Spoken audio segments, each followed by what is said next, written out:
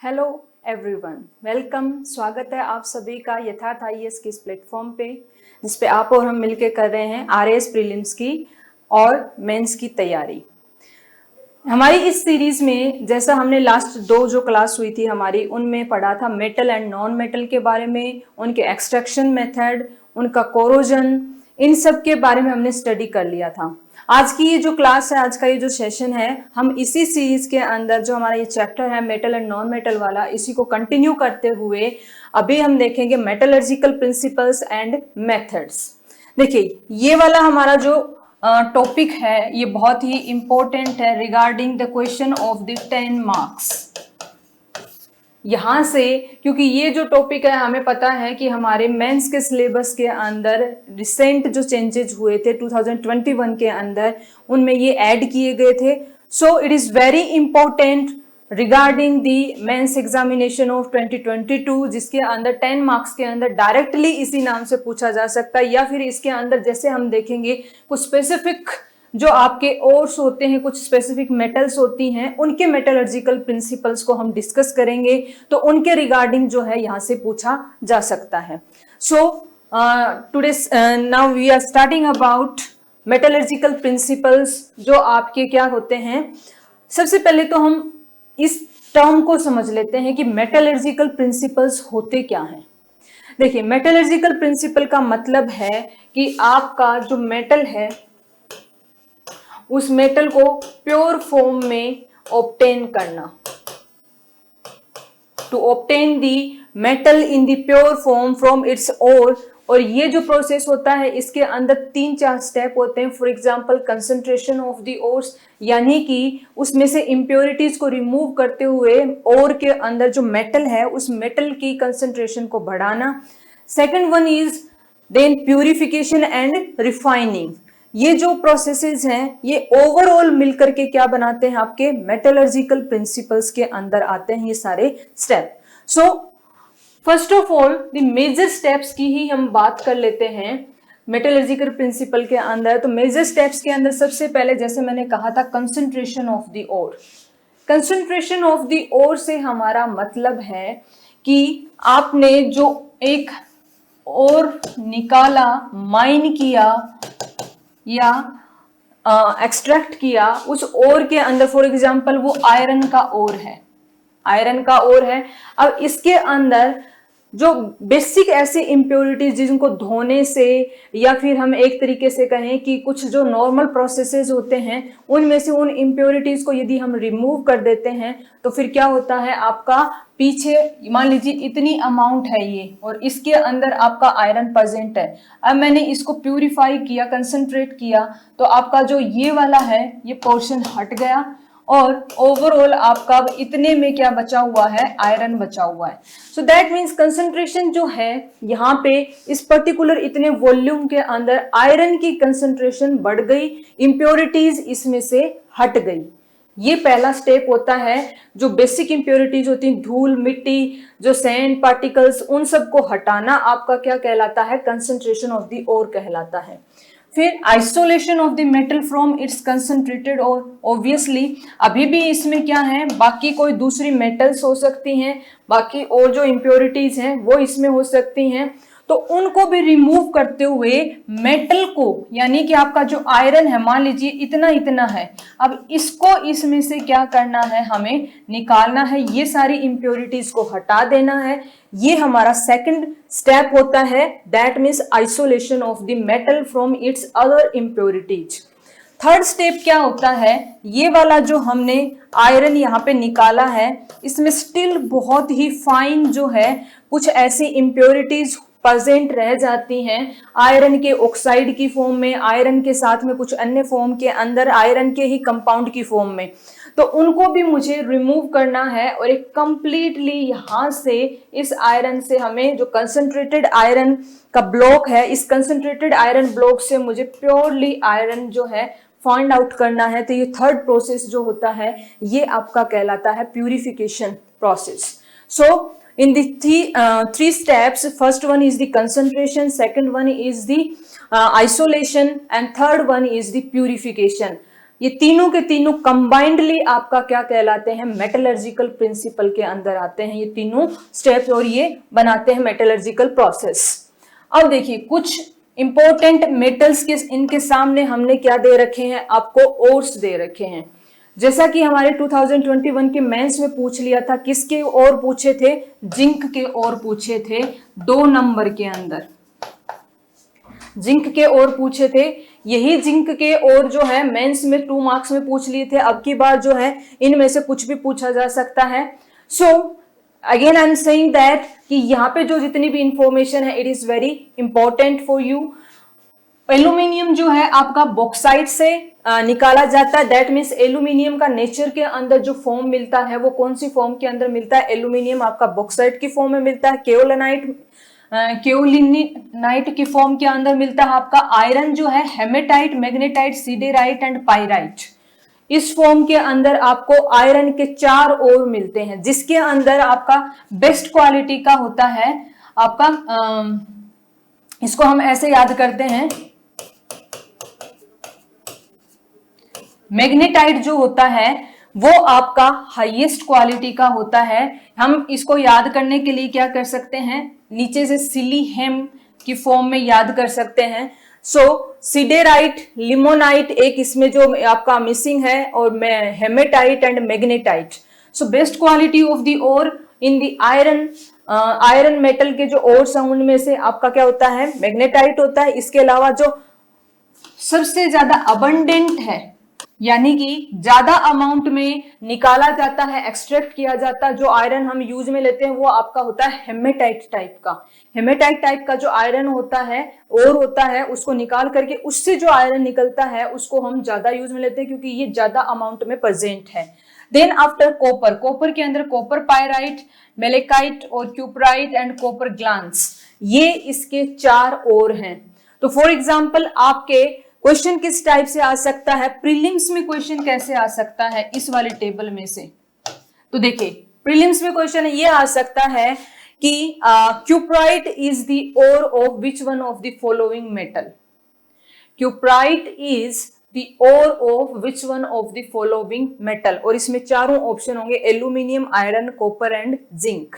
The second way of asking this question it could be which one of the following ore is of the copper metal, इनमें से कौन सा ओर जो है वो कॉपर धातु का है, कॉपर मेटल का है। सो उसके अंदर आपको ऑप्शन क्या मिलेंगे, आपका सिडेराइट हो सकता है क्योंकि सिडेराइट के नाम से पता नहीं चल रहा कि ये आयरन से रिलेटेड है। इसी तरीके से आपका है यहाँ पे बॉक्साइट हो जाएगा, यहाँ पे कैलेमाइन हो जाएगा, और एक आपका क्यूपराइट दे देंगे। तो right answer will be cuprite. इसके अंदर आपका जो कॉपर का ओर होगा वो क्यूपराइट है। तो दोनों तरीके से क्वेश्चन पूछा जा सकता है, ओर का नाम देकर के मेटल पूछी जा सकती है, मेटल का नाम देकर के उससे रिलेटेड ओर का नाम पूछा जा सकता है, दोनों टाइप से हो सकता है। और जैसा कि मैंने बताया था कि अभी आपके मेंस में 2021 में क्वेश्चन पूछ लिया था, 2 नंबर में जिंक के ओर पूछ लिए थे, तो इसी टाइप से आपके मेंस में भी आयरन के ओर पूछे जा सकते हैं, आपका एल्यूमिनियम के ओर पूछे जा सकते हैं। इस टाइप से आपके मेंस में भी यहाँ से क्वेश्चन बनते हैं। सो it is very important table. Now moving towards hydraulic washing.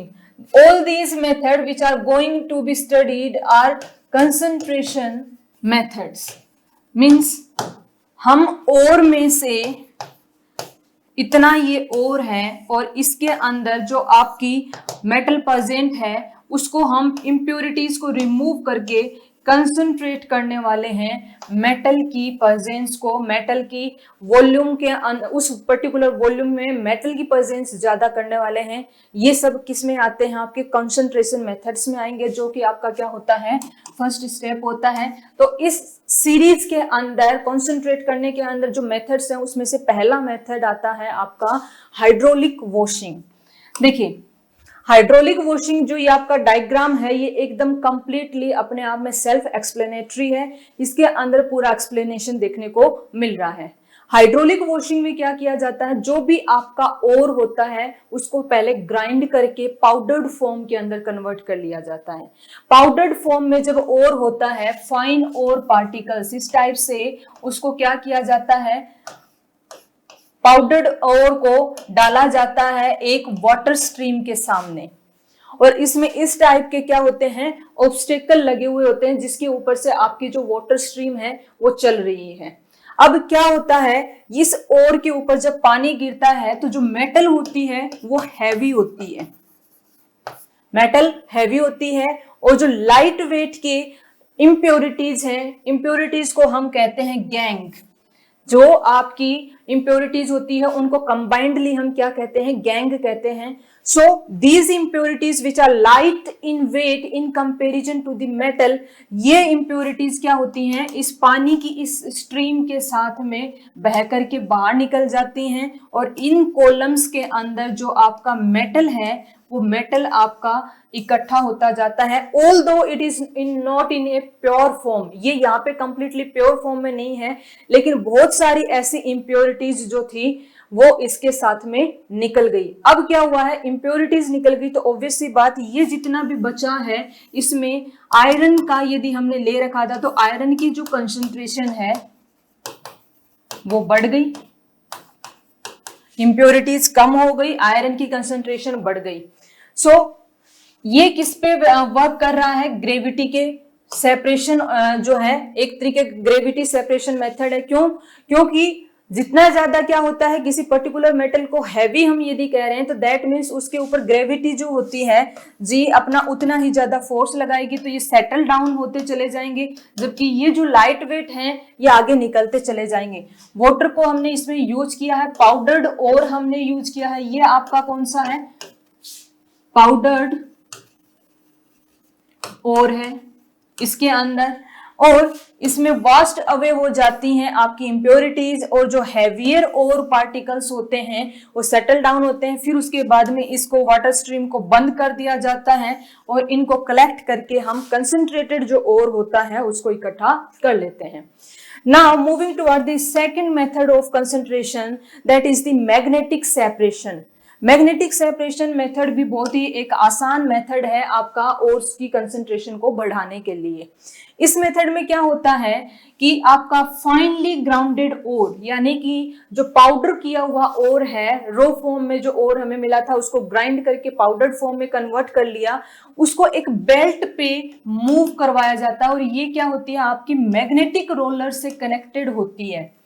Magnetic roller से कनेक्टेड होती है तो जो ओर के पार्टिकल, और एक चीज इसके अंदर जो सबसे इंपॉर्टेंट होती है, इस वाले मेथड को, मैग्नेटिक सेपरेशन मेथड को उन्हीं सब्सटेंसेस के ओर्स पे लागू होती है ये जिनके अंदर मैग्नेटिक अट्रैक्शन होता है, यानी कि मैग्नेटिक प्रॉपर्टीज शो करते हैं। This is based on the differences in the magnetic properties of the ore component.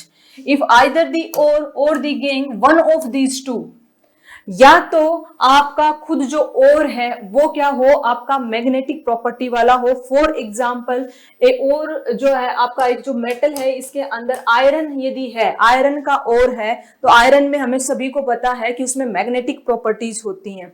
तो या तो चाहे वो आपका मेटल ओर के अंदर मैग्नेटिक प्रॉपर्टी वाला हो, चाहे जो गैंग पार्टिकल होते हैं वो आपके मैग्नेटिक प्रॉपर्टी वाले हों, तो कोई भी दोनों में से एक होगा, तो उस पर्टिकुलर सिचुएशन में हम मैग्नेटिक सेपरेशन मेथड को अप्लाई कर सकते हैं for the concentration of the ore, to get the concentrated ore और टू प्यूरिफाई द ओर। कोई भी कुछ भी कह लीजिए, इनमें से सभी चीजें एक समान है, तो दोनों में से कोई भी एक होगा तो क्या होता है इसके अंदर, वो अट्रैक्ट होता है towards the magnetic field and separation होता है। फॉर एग्जांपल जैसे इसमें लिखा हुआ भी है आयरन ओर्स, तो हम ये लेके चलते हैं कि ये आपका जो है फाइनली ग्राउंडेड जो है आयरन का ओर है, जिसके अंदर अलोंग विद आयरन क्या है, इम्प्योरिटीज प्रेजेंट है। जब इसको इस बेल्ट पे डाला जाता है जो कि रोल हो रही है with the help of the magnetic rollers, यानी कि it has the magnetic attraction. So जब इसमें इस तरीके से मूव करता है तो आयरन का जो ओर का कंपोनेंट है वो ऑब्वियसली इस साइड में क्या होगा, अट्रैक्ट होगा, क्योंकि उसके अंदर मैग्नेट जो होती है आयरन उसकी ओर अट्रैक्ट होता है।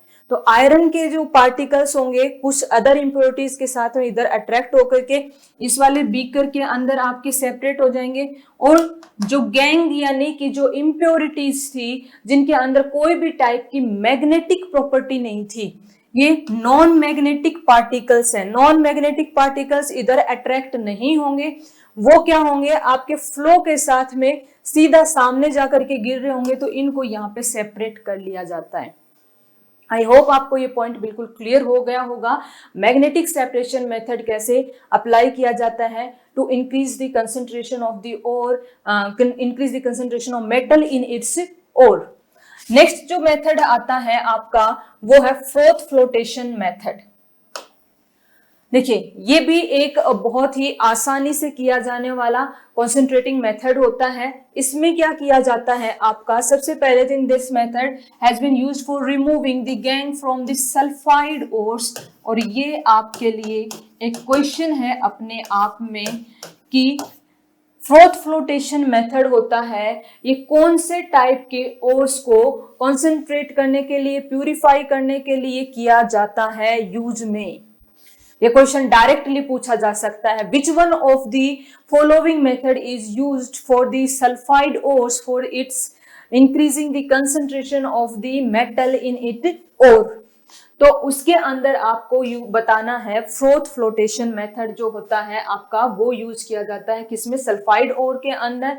इसमें क्या किया जाता है, एक सस्पेंशन बनाया जाता है यानी कि कोलोइडल सॉल्यूशन बनाया जाता है ओर का विद द सुटेबल सॉल्वेंट, जो कि आपका वाटर भी हो सकता है, कोई और सब्सटेंस भी हो सकता है। डिपेंड करता है कि कौन सी मेटल का ओर जो है हम यूज में ले रहे हैं। अब यहाँ पे इसको एक समझ लेते हैं। सबसे पहले इसमें एक पैडल होता है जो कि आपका रोटेट करवाएगा पूरे के पूरे सॉल्यूशन को। इसमें हमने क्या किया, एयर सप्लाई भी की साथ में ही, और ये एजिटेटर का मतलब क्या होता है, जो घुमाता है सॉल्यूशन को। जिस प्रकार से आपकी मिक्सी होती है, मिक्सी के अंदर नीचे जो व्हील होता है वो व्हील क्या करता है, कोई भी जो जूस बना रहे होते हैं तो उसको घुमा रहा होता है, कोई भी अगर हम दही से छाछ बना रहे होते हैं तो उसको, तो जस्ट लाइक दैट इसमें क्या होता है, साथ में एयर सप्लाई की जाती है फ्रोथ को जनरेट करने के लिए, झाग उठाने के लिए। अब ये सब करते कैसे क्यों है ये मैं आपको बताती हूँ। देखिए इसमें क्या होता है कि जो मेटल होती है उसको अलग करने के लिए इसमें आपका एक डाला जाता है ग्रीजी सब्सटेंस, यानी कि या तो वो आपका हो सकता है पाम ऑयल, वो आपका हो सकता है कोई भी टाइप का फैटी एसिड। ये क्या होता है, ये मेटल के साथ में चिपक जाता है, मेटल के साथ में घुल, यानी कि मेटल इसके साथ कनेक्ट हो जाती है। और जैसे ही इससे एजिटेटर से, जिसके अंदर ये आपने यहाँ पे और के पार्टिकल हैं इस वाटर के सॉल्यूशन में, तो वाटर के इस सॉल्यूशन को जैसे ही रोटेट किया जाता है तो झाग उत्पन्न होते हैं, यानी कि आपके जो फ्रोथ है वो फ्रोथ प्रोड्यूस होता है। और उसी फ्रोथ के अंदर ये जो पाम ऑयल या फैटी एसिड है उसके साथ में स्टिक किया हुआ आपका जो मेटल होता है वो यहाँ पे ऊपर आ जाता है, और इस वाले फ्रोथ को फिर अलग से क्या कर लिया जाता है, निकाल लिया जाता है। और इसको फिर बाद में सुटेबल मेथड के साथ में ड्राई करके, और यहां से हम क्या कर लेते हैं, आपका more concentrated form of the ore with the metal निकाल लेते हैं, और इम्प्योरिटीज इस वाटर के अंदर यहाँ पे रह जाती हैं, नीचे यहाँ पे इम्प्योरिटीज रह जाती हैं। So this method is known as the froth flotation method, in which the metals are concentrated and the impurities are removed with the help of palm oil, fatty acid etc. to produce the froth, and the concentrated जो होता है वो आपको यहाँ पे इसको dry करके फिर उसको ग्राइंड वगैरह करके हम इसको यूज में लेते हैं फर्दर प्रोसेसेस के लिए। फर्दर प्रोसेसेस के अंदर आपका क्या होता है, रिफाइनिंग होता है, और लास्ट में आपका प्यूरिफिकेशन होता है। There are certain other method in which leaching is one of the method जो कि आपका यूज में लिया जाता है, किसके अंदर, आपकी कंसंट्रेशन करने के लिए, कंसंट्रेट करने के लिए, और को इसमें मेटल की अमाउंट जो है इम्प्योरिटीज को हटा करके इंक्रीज करने के लिए। लीचिंग जैसे कि आपने देखा होगा, हमारा जो मिट्टी होती है, मैं अर्थ सरफेस की बात कर रही हूँ, अर्थ सरफेस में जो आपकी सैंड होती है, मिट्टी होती है, उसके अंदर जब यदि हम कोई ऐसा लिक्विड डालते हैं और उसमें कोई सब्सटेंसेस मिक्स हुए हुए रहते हैं, यानी कि सोल्यूबल फॉर्म के अंदर आपने पानी के अंदर दो तीन चीजें मिला दी, एक आपने नमक मिला दिया, एक आपने कोई कलर मिला दिया, इस टाइप से आपने पानी में दो तीन चीजें मिला दी और फिर उसको आप अपने घर पे भी प्रयोग करके देख सकते हैं। आप उसको मिट्टी में डालेंगे तो आप जब हटा करके देखेंगे उसके आसपास की मिट्टी जहां पे हमने वो पानी डाला था, तो कुछ सब्सटेंस तो क्या होंगे, ऊपर की सरफेस पे मिल जाएंगे आपको, फिर उसके नीचे जाकर के कुछ दूसरी कैटेगरी के सब्सटेंस मिलेंगे और फिर तीसरी कैटेगरी के। यही कॉन्सेप्ट यहाँ पे यूज में लिया जाता है कि अलग अलग जो ओर में प्रेजेंट इम्प्योरिटीज और मेटल है उसका अलग अलग लेवल पे क्या हो जाएंगी, वो इकट्ठी हो जाएंगी इस टाइप से। ये हमारा जो है SiO2 यानी कि सिलिका, SiO2 क्या होती है आपकी, सिलिका होती है। इसका कॉलम हमने बना रखा है। अब इसके ऊपर फ्लाई ऐश है और इसमें हम प्योर कर रहे हैं अपना जो लिक्विडिफाई करके आपके ओर को। अब ऑब्वियस सी बात है ये वाला जो मेथड है ये उनमें यूज होगा जो कि और क्या होता है, सोल्यूबल होता है किसी सुटेबल सॉल्वेंट में। मान लीजिए कि आपका और इस नेचर का है कि वो किसी भी चीज में सोल्यूबल नहीं हो पाता है, तो उसके अंदर हम लीचिंग वाला जो मेथड है उसको यूज नहीं कर पाएंगे। So to use the leaching method for the concentration of ore we have to ensure that जो ओर है वो आपका किसी भी सुटेबल सॉल्वेंट क्या होता है, सॉल्वेंट वो आपका पदार्थ होता है, जब वो सब्सटेंस होता है जिसके अंदर किसी चीज को मिलाया जाता है, घोला जाता है। जैसे कि नमक और पानी में से पानी आपका सॉल्वेंट होगा, ये आपको इसमें याद रखने की जरूरत है। तो सुटेबल सॉल्वेंट के अंदर सोल्यूबल और होगा तभी हम क्या कर पाएंगे, इसके अंदर इसको यूज कर पाएंगे। सो देखिए आपका इसके अंदर जो है सॉल्यूशन की फॉर्म में ये और है, इसको हमने इसमें पोर किया यानी कि इसमें डाला, तो धीरे धीरे क्या होगा, अलग अलग लेवल पे क्या होगा, जैसे कि फॉर एग्जांपल यहाँ पे हमने इस सॉल्यूशन के साथ में इसको डाला तो आपका जो और है वो यहाँ पे इकट्ठा हो गया। ये जो है मेटल के अंदर अलग अलग लेवल पे जितना ज्यादा कोई परकोरेट होता है, मीन्स आपका नीचे चलता जाता है, सब्सटेंसेस अलग अलग स्तर पे आपकी इसमें इकट्ठा हो जाएंगे। इसमें जैसे आपका ज्यादा यूज में लीचिंग मेथड के अंदर किसका किया जाता है, कंसंट्रेशन एल्यूमिना का। किससे, एल्यूमिना का हमने बताया था। एल्यूमिनियम का और कौन सा है, फर्स्ट वन था ऊपर टेबल के अंदर आपका बॉक्साइट होता है। तो यदि बॉक्साइट और से एल्यूमिना को कॉन्सेंट्रेट करना हो तो इसमें लीचिंग मेथड यूज किया जाता है। सिल्वर एंड गोल्ड इन दोनों के अंदर भी क्या किया जाता है, आपका लीचिंग किया जाता है। तो आप यहां से याद रख सकते हैं एक चीज कि aluminium and silver and gold, यानी कि आपका तीनों ए से स्टार्ट होने वाले जो हैं, इन तीनों के अंदर हम कौन सा मेथड यूज में ले रहे हैं, कॉन्सेंट्रेट करने के लिए लीचिंग मेथड को यूज में ले रहे हैं। Extraction of the crude metal from the concentrated ore, this one was the second step. Second step क्या था, हमने पढ़ा था कि कॉन्सेंट्रेट कर लेने के बाद में क्या होता है, आपका कॉन्सेंट्रेटेड ओर होता है, उसमें भी मेटल के साथ में certain kind of impurities present होती हैं। उन्हीं इम्प्योरिटीज को और फर्दर हमें क्या करना है, रिमूव करना है, हटाना है। तो उसके लिए भी क्या होते हैं, कुछ सर्टेन मेथड्स होते हैं। Extraction of the crude metal, यानी कि अब हमें मेटल जो है बस थोड़ी सी इम्प्योरिटी उसमें और हो। क्रूड का मतलब it is not the fine method, fine metal still इसको भी रिमूव कर देंगे तब हम यहाँ से भी जो आपको मिलेगी वो एकदम प्योर फॉर्म की मेटल नहीं मिलेगी। उसके लिए हमें प्यूरिफिकेशन जो थर्ड स्टेप था वो भी फॉलो करना होगा। लेकिन जो सेकंड जो है इसके लिए हम क्या कर सकते हैं, extraction of the crude metal from concentrated ore के लिए आपका कन्वर्जन टू द ऑक्साइड करते हैं and reduction of the oxide to the metal. These are the two steps further after the concentrated ore is obtained. Concentrated ore में से सबसे पहले हम उस ओर को कन्वर्ट करेंगे किसके अंदर, इसके सुटेबल ऑक्साइड की फॉर्म में। आयरन ऑक्साइड हो जाएगा आपका, सिल्वर ऑक्साइड, किसी भी फॉर्म में जो है कॉपर का ऑक्साइड हो जाएगा। तो ऐसे हम ऑक्साइड की फॉर्म में करेंगे और ऑक्साइड से हम उसका क्या करेंगे, फिर रिडक्शन करेंगे, जो कि हमने कल भी देखा था। ऑक्साइड के लिए आप जो है कैल्सिनेशन करते हैं या फिर रोस्टिंग करते हैं। दोनों को हमने जो लास्ट क्लास थी हमारी उसमें बहुत अच्छे से समझ लिया था। और फिर उसका क्या कर देते हैं, रिडक्शन। तो ऑक्साइड से क्या होता है, मेटल ऑक्साइड आपका निकल जाता है और मेटल जो होती है आपकी इसमें प्योर फॉर्म में बच जाती है। तो इनको हम फर्दर स्टडी करेंगे कि कन्वर्जन टू ऑक्साइड कैसे कर सकते हैं। कन्वर्जन करने के लिए ऑक्साइड के अंदर हम रिडक्शन, कन्वर्जन ऑक्साइड का करने के दो मेथड हैं आपके, कैल्सिनेशन एंड आपका एक रोस्टिंग।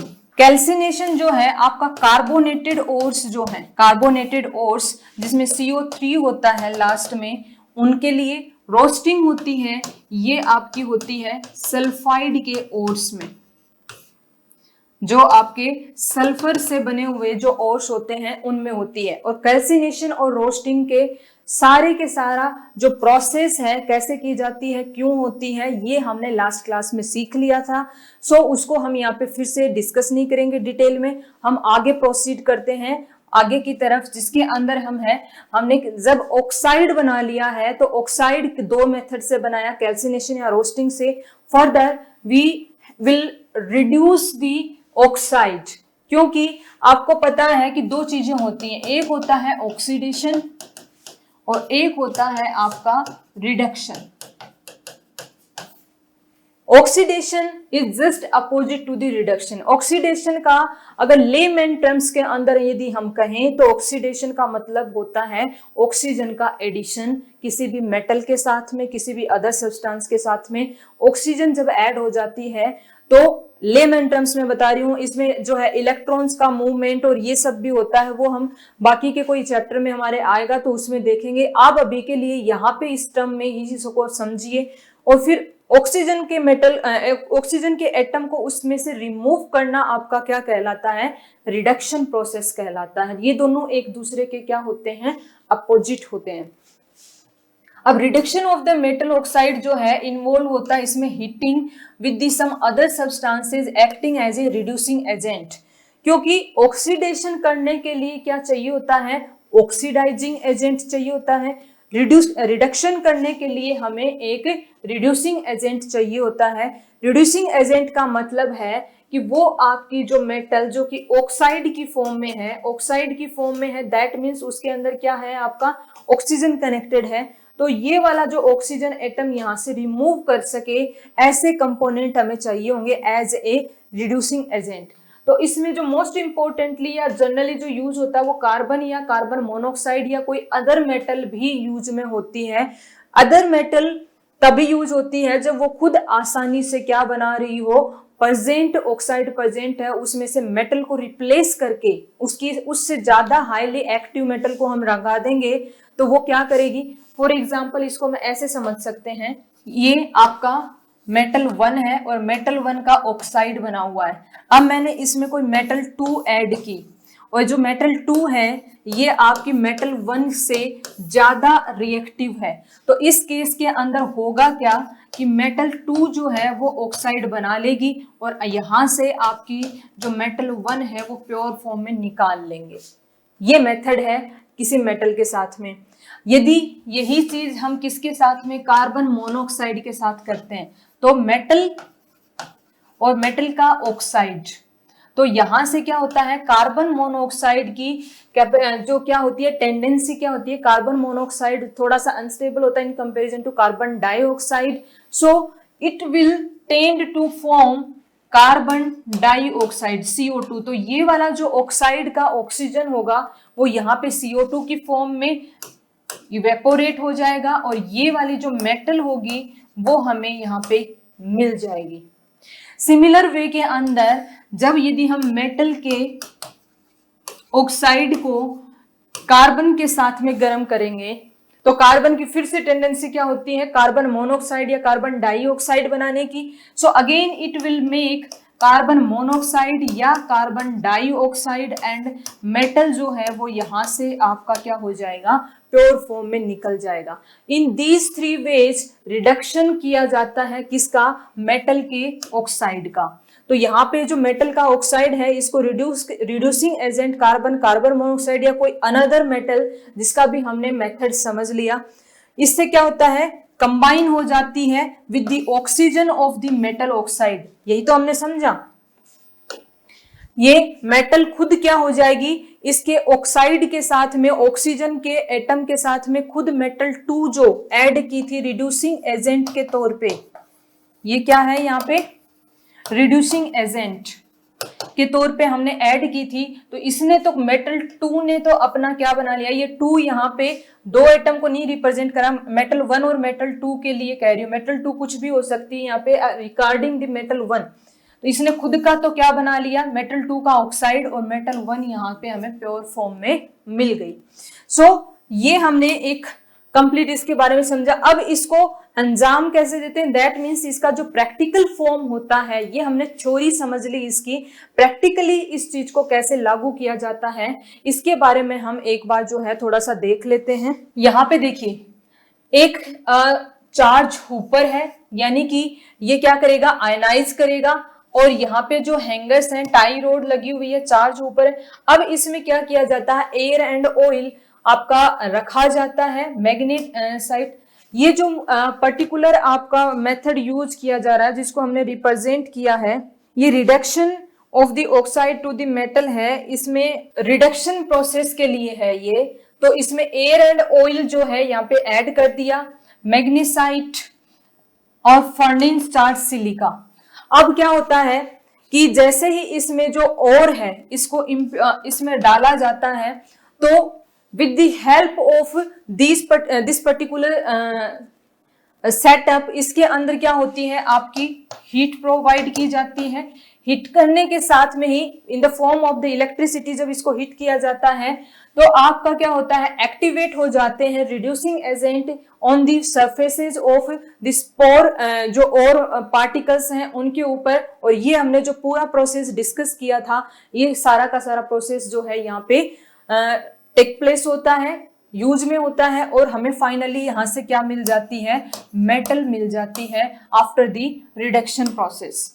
ओके, नेक्स्ट जो आपका आता है रिडक्शन होने के बाद में electrochemical principles of the metallurgy. ये देखिए यहाँ पे प्यूरिफिकेशन और आपका जो है एक एडवांस फॉर्म के अंदर electro and chemical, that means ये जो प्रिंसिपल्स यूज हो रहे हैं ये प्यूरिफिकेशन ऑफ मेटल के लिए यूज हो रहे हैं, लेकिन इसमें साइमल्टेनियसली 2 प्रोसेसेस यूज होंगे। एक तो जो है आपका इलेक्ट्रिसिटी का प्रोसेस इसके अंदर यूज होगा, यानी कि आयनाइज्ड फॉर्म के अंदर होगा।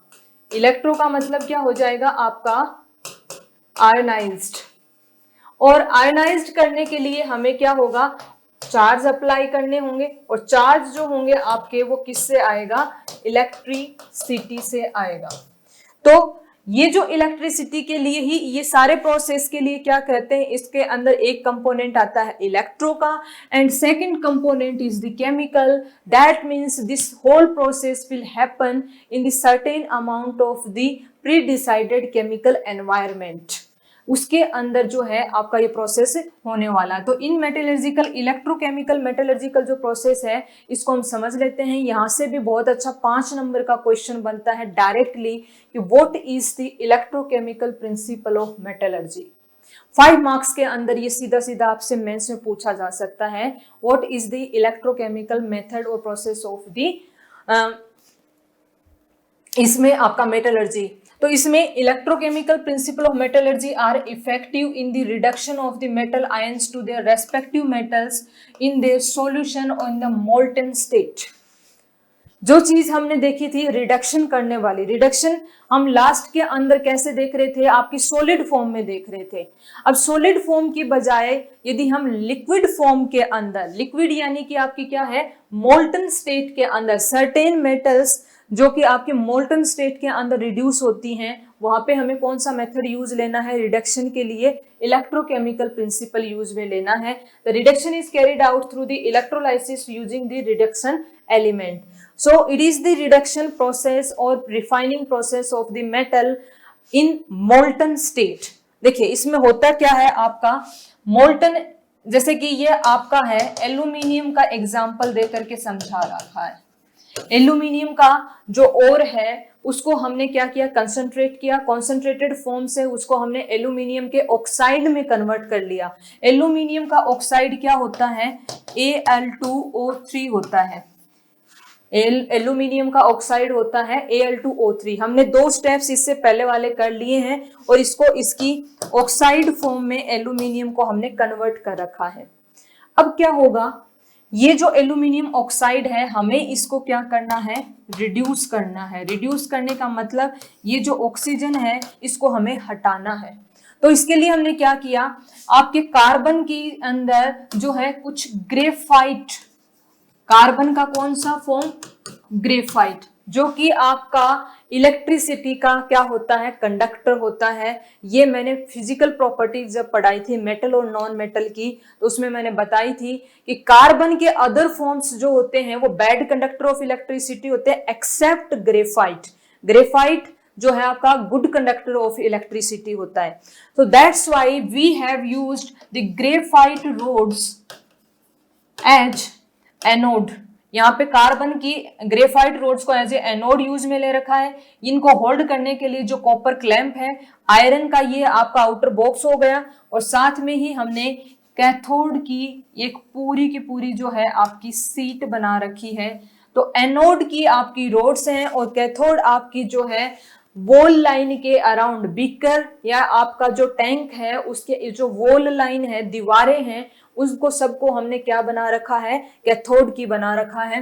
अब यहां से क्या होगा, जैसे ही एनोड यहाँ पे हमने जो इसको पॉजिटिव चार्ज अप्लाई किया तो ये जो रोड्स हैं ये क्या करेंगी, एल्यूमिनियम के Al+2 और Al+3, क्योंकि सॉल्यूशन के अंदर ये क्या हो जाएंगे, आयनाइज्ड हो जाएंगे, और एल्यूमिनियम के Al+2 और +3 को ये क्या करेंगी, ये पॉजिटिवली चार्ज्ड है, खुद एनोड से कनेक्ट कर रखी हैं, तो that means positive terminal of the battery से ये कनेक्टेड है, तो इनको पुश करेंगी टुवार्ड्स दी वॉल्स। अब इस डायरेक्शन में ये ऑलरेडी से आपका किस में कन्वर्ट किया हुआ है मैंने, कैथोड में।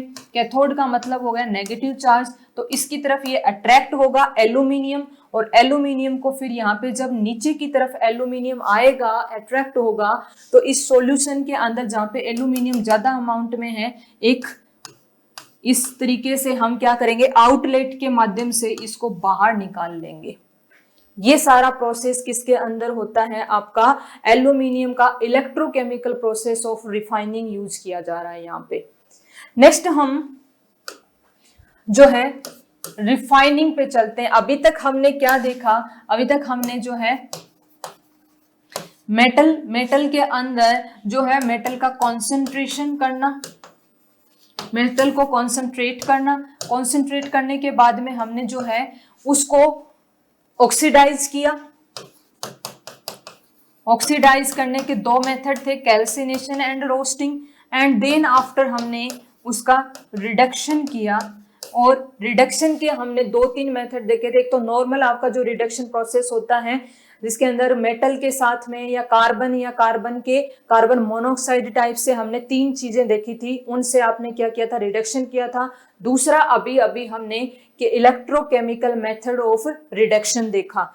अब रिड्यूस होने के बाद में भी जो है आपका, जैसे कि हमने देखा था एग्जांपल एल्यूमिनियम का, एल्यूमिनियम आपका बाहर आ गया। अब हम सोच सकते हैं कि एल्यूमिनियम के साथ में कोई भी और चीज कनेक्टेड नहीं है ना, तो ये एल्यूमिनियम ऑक्साइड है ना, इसमें कुछ और है, तो क्या ये प्योर फॉर्म में है, नहीं।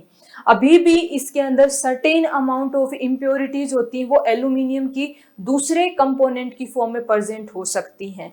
अब इन इम्प्योरिटीज को भी यहां से हमें क्या करना है, इन इम्प्योरिटीज को भी रिमूव करना है और हमें प्योर एल्यूमिनियम को गेन करना है। तो प्योर एल्यूमिनियम जो है यहां से लेना है इस प्रोसेस के लिए, यानी कि finest form of the metal जो है पूरे मेटलर्जिकल प्रोसेस के अंदर जो कि हम यूज करते हैं, उसके लिए लास्ट स्टेप जो होता है वो आपका होता है refining. So moving ahead towards the refining, और रिफाइनिंग के अंदर हम जो है 3-4 टाइप के मेथड यूज में लेते हैं रिफाइन करने के लिए। सो उसमें से हम 1 by 1 जो है इनको स्टडी करेंगे। Refining is the last process of metallurgy. और देखिए रिफाइनिंग में सबसे पहला जो है यूज किया जा सकता है मेथड, वो होता है आपका डिस्टिलेशन। डिस्टिलेशन किस कॉन्सेप्ट पे काम करता है? लो बॉइलिंग मेटल्स जो होती हैं वो क्या होती हैं, उनके ऊपर ही ये अप्लाई होता है। यानी कि जो मेटल्स जिनका बॉइलिंग पॉइंट लो होता है, उन मेटल्स के रिफाइन करने के लिए, उनको बिल्कुल प्योरिफाइड फॉर्म के अंदर हमें गेन करने के लिए हम कौन सा मेथड यूज में लेते हैं? डिस्टिलेशन मेथड यूज में लेते हैं। इसमें जो इम्प्योर होती है, इम्प्योरिटी जो होती है, वो इम्प्योरिटी आपकी क्या हो जाती है? इवेपोरेट हो जाती है और पीछे आपकी रह जाती है pure form of the method, that is in the form of distillate. वो क्या हो जाती है? रह जाती है और इम्प्योरिटीज क्या हो जाती हैं? वेपोराइज होकर के इवेपोरेट हो जाती हैं। दूसरा जो मेथड यूज में लिया जा सकता है वो रिफाइनिंग के लिए लिक्वेशन है। लिक्वेशन मेथड के अंदर क्या होता है आपका? मोल्टन स्टेट के अंदर जो धातुएं होती हैं आपका, low melting metals like tin can be made to flow on a sloping surface. देखिए इसमें कैसे होता है, लो मेल्टिंग यानी कि कम पॉइंट पे ही क्या हो जाती है, कम टेम्परेचर पे ही मेल्ट हो जाती हैं। उनको क्या किया जाता है, उनको इस तरीके से एक मेल्ट करके एक स्लोप पे क्या किया जाता है आपका, उसको फ्लो करवाया जाता है। उसको फ्लो करवाने पे क्या होता है, जो लो मेल्टिंग मेटल होती हैं वो क्या होंगी, बहुत ही कम टेम्परेचर पे जल्दी से मेल्ट होकर के क्या हो जाएंगी, आगे निकल जाएंगी। मान लीजिए कि ये एक आपका टिन का ब्लॉक है, अब इसको यहां से हमने क्या किया, फ्लेम लगा करके गर्म किया। तो जैसे ही गर्म होता है टिन का आपका मेल्टिंग पॉइंट क्या है, कम है, तो मेल्ट होकर के टिन आगे निकल जाएगा और इम्प्योरिटीज जो होंगी, जो कि जल्दी से मेल्ट नहीं हुई, वो यहाँ पे रह जाएंगी। इस टाइप से जो क्या किया जाता है, इसके अंदर इसको रिफाइन कर लिया जाता है और जो प्यूरिफाइड फॉर्म मेटल की थी मेल्ट हुई हुई, उसको वापस से कलेक्ट करके सॉलिड फॉर्म के अंदर कन्वर्ट कर दिया जाता है। नेक्स्ट आपका आता है तीसरा मेथड रिफाइनिंग का, that is zone refining. It is also a very good method of refining. इसके अंदर क्या होता है, बिल्कुल एकदम प्योर फॉर्म के अंदर आप मेटल जो है गेन कर सकते हैं। इससे पहले कि हम इस मेथड को यहाँ से समझें, थोड़ा इसके बारे में जान लेते हैं। This method is based on the principle that impurities are more soluble in the molten form than the solid state of the metal. It is the key line और the core line of this method. ये method इस principle को मान के चल रहा है कि जो इम्प्योरिटीज है मेटल के साथ एसोसिएटेड, जो कि रिडक्शन के बाद भी इम्प्योरिटीज बच गई, तो वो इम्प्योरिटीज जो है वो मेटल की मोल्टन फॉर्म के अंदर आपके जो आपकी मेल्ट हुई हुई फॉर्म है मोल्टन फॉर्म, उसमें ज्यादा सोल्यूबल होती हैं देन द सॉलिड स्टेट। तो यदि हम उसको मेल्ट कर देंगे तो इम्प्योरिटीज उस मेल्ट वाले एरिया में क्या होती जाएंगी, इकट्ठी होती जाएंगी और सॉलिड स्टेट जो होगा वो पीछे छूटता चला जाएगा। समझ रहे हैं आप इसको? ये क्या कहना चाह रहे हैं कि ये देखिए, ये यदि ब्लॉक है तो मैंने कहा कि इम्प्योरिटीज जो है molten form of the substance या मेटल जो होगी उसमें ज्यादा सोल्यूबल होगी। तो यदि मैंने इस हिस्से को मेल्ट कर दिया तो इसके अंदर क्या होगा, इम्प्योरिटीज ज्यादा रहेंगी। अब जैसे जैसे मैंने इस हिस्से को मेल्ट करवा के इधर वाले हिस्से को सॉलिडिफाई करना शुरू किया तो इम्प्योरिटीज मेल्ट फॉर्म के साथ साथ आगे निकलती चली जाएंगी और पीछे जो सॉलिड वाला हिस्सा है जिसमें इम्प्योरिटीज इतनी सोल्यूबल नहीं है, वो सॉलिड वाला हिस्सा प्योर फॉर्म में बचता चला जाएगा। यही कॉन्सेप्ट जो है आपका जोन रिफाइनिंग में यूज किया जाता है। इसमें एक सर्कुलर हीटर होता है जो कि रोल करवाया जाता है again and again to remove the impurities. अब इस डायग्राम से इस मेथड को हम समझेंगे।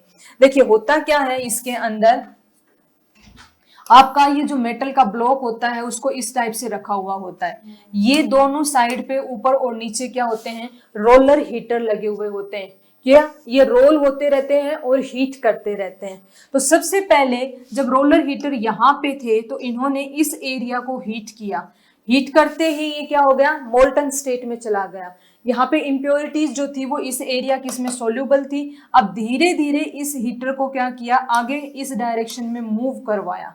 मूव करवाने पे पीछे का हिस्सा सोलिडिफाई हुआ, ये हिस्सा मान लीजिए कि सोलिडिफाई हुआ, तो इम्प्योरिटीज जो थी आगे जो हिस्सा मेल्ट हुआ उसके अंदर शिफ्ट हो गई। आपकी इम्प्योरिटीज क्या हो गई, आगे शिफ्ट हो गई। क्यों, क्योंकि हमने एक प्रिंसिपल पढ़ा है कि इम्प्योरिटीज उनमें ही लागू होता है ये मेथड जिनमें इम्प्योरिटी क्या होती है, मेल्ट हुए हुए के अंदर ज्यादा सोल्यूबल होती हैं। तो मेल्ट फॉर्म का जो था आगे था हिस्सा, तो उसमें शिफ्ट हो गई। अब जैसे जैसे ये आगे बढ़ेगा, मान लो यहाँ पे ये मेल्ट फॉर्म में है, तो यहाँ तक जो इम्प्योरिटी है सॉलिड स्टेट वाली वो यहाँ पे आ गई, और लास्ट में जाकर के इम्प्योरिटी इकट्ठी हो जाएंगी आपकी। ये जो है यहाँ पे सॉलिड फॉर्म है वो प्योर फॉर्म में रह जाएगा। अब क्या होगा, फिर से सिर्फ इसको एक बार नहीं किया जाता है, फिर से इन हीटर्स को यहाँ पे आने के बाद में फिर से उठाएंगे और फिर से स्टार्ट करके इस डायरेक्शन में लेके जाएंगे। अगेन यहाँ से स्टार्ट होगा, इस डायरेक्शन में जाएगा। 3-4 बार ये जो प्रोसेस है इसको रिपीट किया जाता है till we get all the impurities on this end, और जितना भी आपका प्योर मेटल है वो यहाँ पे मिल जाएगा। So it is a very good method of getting the pure form of any metal, that is on refining. Next आपकी आती है वेपर फेज रिफाइनिंग। नाम से पता चल रहा है वेपर फेज रिफाइनिंग जो होता है इसके अंदर क्या होगा कि आपकी इम्प्योरिटीज या मेटल में से जो भी जल्दी वेपराइज होता है उसको वेपराइज कर लिया जाएगा और उसको फिर अलग से क्या करके कलेक्ट करके कूल डाउन कर लिया जाएगा। सिंपल मेथड है इसका। तो in this method metal is converted into the volatile compound. तो हम यहाँ पे कौन सा ले रहे हैं, मेटल को हम वेपोराइज कर रहे हैं, और इसके लिए स्वाभाविक सी बात है कि ये वाला जो मेथड होगा आपका कौन सी मेटल्स पे लागू होगा, ये उन मेटल्स पे लागू होगा जो कि आपकी आसानी से वेपोराइज हो जाती हैं, यानी कि जिनका बॉइलिंग पॉइंट होता है वो कम होता है। तो वो वोलेटाइल फॉर्म के अंदर यानी कि वो वेपराइज हो जाएंगे और इनको क्या कर लिया जाएगा, कलेक्ट कर लिया जाएगा एल्सवेयर, और उसको कूल डाउन करके फिर क्या होगा, उसको वापस से सॉलिड फॉर्म के अंदर pure form of the metal जो होगी वो मिल जाएगी। एक इसके अंदर काफी फेमस मेथड है van Arkel method for the refining of zirconium या टाइटेनियम। इसके अंदर आपका क्या किया जाता है, जिरकोनियम या टाइटेनियम दोनों को यदि आपको प्योरीफाई करना है तो उसके लिए जो मेथड यूज किया जाता है उसको क्या कहते हैं, वान आर्केल। और ये आपका एक प्री का क्वेश्चन बन जाएगा। यहाँ पे क्वेश्चन फॉर प्रीलिम्स। प्रीलिम्स में क्वेश्चन क्या पूछा जा सकता है, van Arkel method is used for refining of. अब उसमें से ऑब्वियस सी बात है कि आपको जिरकोनियम या टाइटेनियम हो सकता है इन दोनों को ही दे दें ऑप्शन में, एक साथ देंगे, एक ही ऑप्शन में मिलेगा ये, या फिर एक क्या होगा आपका जिरकोनियम, गोल्ड, सिल्वर और कॉपर। तो राइट आंसर आपका हो जाएगा जिरकोनियम। दूसरा तरीके से टाइटेनियम, गोल्ड, सिल्वर, कॉपर, इस टाइप से आयरन आपको दे देंगे ऑप्शन में, तो वहां पे क्या हो जाएगा, आंसर टाइटेनियम हो जाएगा। तो वान आर्केल मेथड है ये आपका जिरकोनियम एंड टाइटेनियम के रिफाइनिंग के अंदर यूज आने वाला मेथड है। इसमें क्या किया जाता है, जिरकोनियम और टाइटेनियम को वेपर फॉर्म में कन्वर्ट करके फिर उसको क्या कर लिया जाता है, कलेक्ट कर लिया जाता है। जैसे कि इसके अंदर हमें दिखा रखा है, इसको वेपर फॉर्म में कन्वर्ट करने के लिए या तो हम क्या कर सकते हैं, हीट कर सकते हैं, या फिर इलेक्ट्रिक जो मेथड होता है उसके अंदर इसको हीट अप करके हम इसको यूज में ले सकते हैं। और इम्प्योरिटीज जो होती हैं वो वेसल के अंदर वहीं पे रह जाती हैं क्योंकि वो वेपोराइज नहीं होती हैं। सो नेक्स्ट एंड जो आपका मेथड है वो है आपका क्रोमेटोग्राफिक मेथड। क्रोमेटोग्राफिक मेथड के अंदर क्या होता है आपका, जैसे हमें पता है कि क्रोमेटोग्राफी क्या होती है, क्रोमेटोग्राफी होती है separation of the substances on the basis of their colours, जो कि प्रोड्यूस करते हैं किसी पर्टिकुलर सॉल्वेंट में। क्या कहा मैंने कि सब्सटेंसेज का जैसे जैसे अलग अलग कलर वो प्रोड्यूस करते हैं किसी सॉल्वेंट को उसमें मिलाने पे क्या होता है, हम अलग अलग फिर उनको क्लासिफाई कर सकते हैं। फॉर एग्जाम्पल एक पूरा मिक्सचर है किसी चीज का, उस मिक्सचर के अंदर मैंने एक आयोडीन का सॉल्यूशन डाला, तो उसके अंदर आयोडीन जो है पर्टिकुलर सब्सटेंस के साथ में मान लीजिए कि ब्लू कलर प्रोड्यूस करेगा, किसी पर्टिकुलर के साथ में ग्रीन करेगा और किसी के साथ में येलो करेगा। मैं एग्जाम्पल के तौर पे ले रही हूँ, रेंडम एग्जाम्पल है, यहाँ पे कोई अलग से नाम मैं मेंशन नहीं कर रही। तो ब्लू कलर के सब्सटेंस जहां जहां पे भी ब्लू कलर दिखेगा, यहाँ पे ब्लू दिखा, यहाँ पे ब्लू दिखा, तो दैट मीन्स क्या हो जाएगा आपका, मुझे पता चल जाएगा कि ये कोई एक अलग टाइप का मेटल है, ग्रीन वाला कोई अलग है एंड येलो अलग है। इनको अलग अलग कर लिया जाएगा और देन आफ्टर इनको क्या किया जाता है, फर्दर प्रोसेस किया जाता है। ये एक जनरलाइज्ड मेथड मैं आपको समझा रही थी, किसका, क्रोमेटोग्राफी का। अब हम इसको पढ़ते हैं मेटलर्जी के सेंस में। मेटलर्जिकल प्रोसेसेस के अंदर क्रोमेटोग्राफी क्या होती है, इसके बारे में हम क्या करेंगे, डिटेल से पढ़ते हैं। तो देखिए, this method is based on the principle, इसका प्रिंसिपल क्या है, that different components of a mixture are differently adsorbed on an adsorbent. यानी कि वहां पे जैसे मैंने बताया था जनरलाइज्ड मेथड में कि अलग अलग कलर प्रोड्यूस करते हैं किसी पर्टिकुलर सॉल्वेंट के साथ में, तो यहाँ पे क्या हो रहा है कि डिफरेंट सब्सटेंसेस जो हैं वो अलग अलग तरीके से एडजॉर्ब होते हैं, यानी कि उसमें समा जाते हैं एडजॉर्बेंट के अंदर। एडजॉर्बेंट क्या होता है, वो सब्सटेंस होता है जिसमें कोई आकर के दूसरा सब्सटेंस या आपका लिक्विड या फिर आपका कोई चीज है वो आकर के उससे जुड़ जाती है, एडजॉर्ब हो जाती है उसमें। जैसे कि आपका जो स्पंज होता है उसमें पानी एडजॉर्ब हो जाता है, उसी टाइप की यहाँ पे बात कर रही हूँ मैं, मिट्टी में पानी एडजॉर्ब हो जाता है। तो ये जो मेथड है ये क्या करवा रहा है, अलग अलग एडजॉर्बेंट्स को एडजॉर्बेंट पे ऐड करवा रहा है। तो ऑब्वियस सी बात है कि इसकी प्राइमरी कंडीशन क्या हो जाएगी कि जिस भी मेटल को आपको प्यूरिफाई करना है, रिफाइन करना है, इसमें वो एक क्या होनी चाहिए, सोल्यूबल फॉर्म के अंदर होनी चाहिए, तभी इसमें ये पॉसिबल हो पाएगा। तो एग्जांपल से जो है यहाँ पे हम देख रहे हैं कि mixture to be separated is dissolved in the mobile phase. Mobile phase का मतलब क्या है कि वो सोल्यूबल फेज में है, अदरवाइज तो वो उसको कैसे हम यूटिलाइज करेंगे। यहाँ पे स्टेशनरी फेज के अंदर जो है क्रोमेटोग्राफी कॉलम रखा हुआ है, यानी कि इसमें आपका क्या है, सुटेबल एडजॉर्बेंट है इसके अंदर। अब इसमें हमने इसको डाला और डाल करके इसमें अलग से इसमें क्या किया, mobile phase is added throughout the process, इसमें डालते गए हम। तो अब आपका क्या होगा, ये जो मेटल का सॉल्यूशन था ये वाला, जैसे जैसे इसके अंदर हम डालते जा रहे हैं तो कुछ दूरी पर जा करके कुछ हमें अलग से डिपोजिशंस देखने को मिलेंगे। अब ये जो डिपोजिशंस हैं ये कहां पर जा करके, यानी कि ये जो पर्टिकुलर सब्सटेंस में मान लीजिए 3 थे इस सॉल्यूशन में, एक तो आपकी प्योर मेटल थी, एक इम्प्योरिटी 1 थी, एक तो क्या है प्योर मेटल है, दूसरी इम्प्योरिटी आपकी 1 और तीसरी जो है इम्प्योरिटी आपकी 2 है। तो मान लीजिए कि जो प्योर मेटल है वो सबसे आपके क्या हो जाती है, जल्दी जल्दी एडजॉर्ब हो जाती है, जल्दी जल्दी वो आगे इसमें समाहित होती चली जाती है। तो आपकी जो मेटल होगी वो जल्दी हो रही है तो वो फास्टली नीचे की ओर मूव करती चली जाएगी। तो ये मान लेते हैं कि ये आपकी मेटल है, ये इम्प्योरिटी 1 है और ये इम्प्योरिटी 2 है। ये आपके अलग अलग एडजॉर्ब होने की जो रेट है उसके आधार पे ये तीनों क्या हो गए, अलग हो गए। अब मेरी ये जो मेटल ये थी, तो जैसे ये सबसे नीचे है यहाँ पे इसको फ्लास्क को ओपन किया और अलग से यहाँ से क्या कर दिया मैंने, प्योर फॉर्म ऑफ मेटल को निकाल लिया। ये मैं एग्जाम्पल इस तौर पे समझा रही हूँ कि आपको कि ये मान के चल रही हूँ कि मेटल जो है वो सबसे ज्यादा जल्दी से एडजॉर्ब होने वाली चीज है इसके अंदर। और यहाँ पे फाइनली हम जो है आपका सबसे प्यूरिफाइड फॉर्म के अंदर फिर से क्या ले लिया हमने, मेटल ले ली। सो रिफाइनिंग के अंदर एक बार मैं फिर से बता देती हूँ कि हमने जो प्योर फॉर्म ऑफ मेटल है उसके अंदर हमने कौन कौन से मेथड्स को अप्लाई किया है आपका।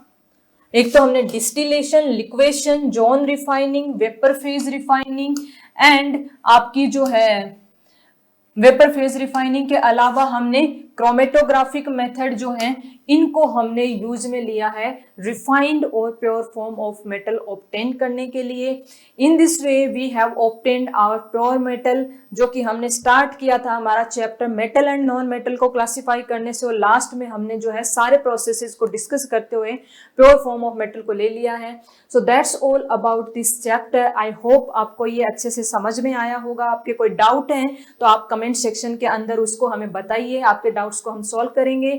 और ये जो नोट्स हैं आपको पीडीएफ की फॉर्म में डिस्क्रिप्शन बॉक्स के अंदर दिए हुए लिंक के अंदर आपको अवेलेबल करा दिए गए हैं, तो आप वहां से इनको क्या कर सकते हैं, ले सकते हैं, नोट्स को स्टडी कर सकते हैं। Thank you so much.